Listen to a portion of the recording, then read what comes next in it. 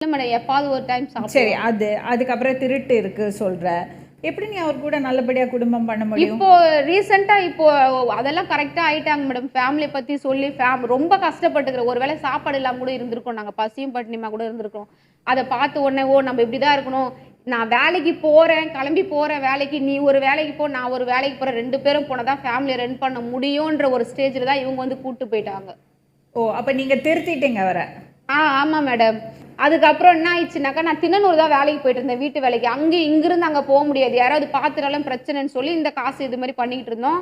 அதுக்கப்புறம் அவங்க ஏரியால இது மாரிலாம் இருந்தா வேலைக்கு ஆவாது குட்டி. நம்ம கஷ்டப்பட்டா தான் நம்ம நல்லா இருக்க முடியும்.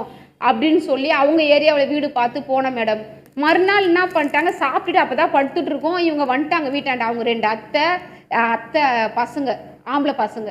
ஒருத்தருக்கு 29 வயசு, ஒருத்தருக்கு 25 வயசு இருக்கும் மேடம். வந்துட்டு கதவு தட்டினாங்க, தொறந்துட்டா. வந்த உடனே அவங்க அத்தை வந்து